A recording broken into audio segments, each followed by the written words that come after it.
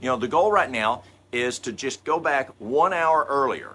1 hour earlier than what you normally go to bed. The goal is 9 o'clock. That's where we're going to get to. And we'll talk about why Harvard has found that 9 o'clock number time very important. But we're working there. We're doing that soft start here to help folks out.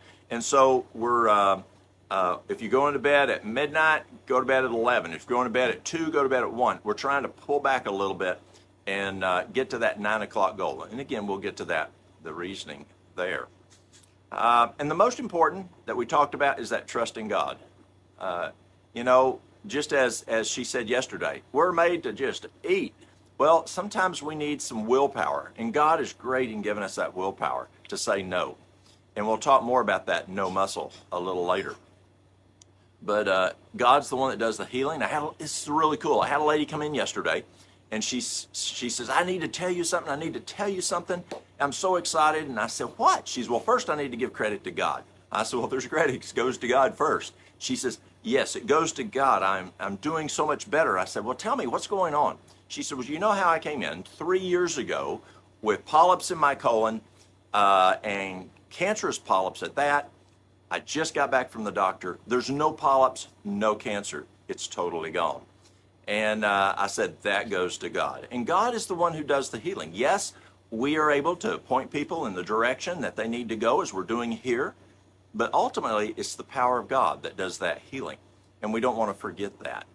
So I encourage y'all to fill out your vital flow sheet. The vital flow sheet is a great tool for 3 people. It's a good tool for you to see where you're trending, to watch what your weight is doing, to watch what you're checking what your waist is, or the inches around your waist. You're monitoring your utilization of meds. You're monitoring. Also, if you have, I didn't mention this yesterday, and that is down at the bottom. There's some on the left side. There's some empty squares. If you're a diabetic, put DM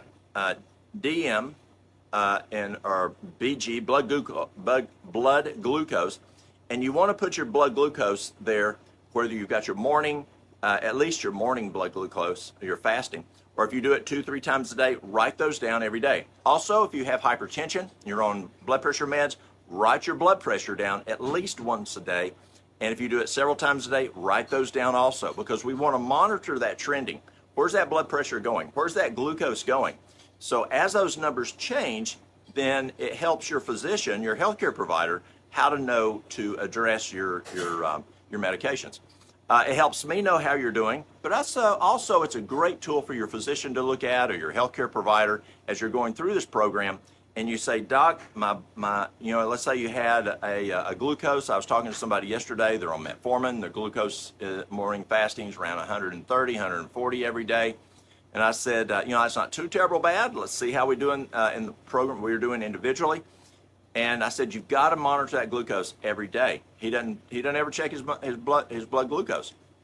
I said, check that blood glucose every day with this program. And he's doing the same program y'all are doing. And so as that number starts coming down in the 120s and the 1-teens into the 90s, then as it drops some down to the low 90s, call your healthcare provider and say, listen, Doc, I'm doing the Duke program, and my glucose is now down here. It's going lower. I don't want to bottom out. Tell me what I need to do.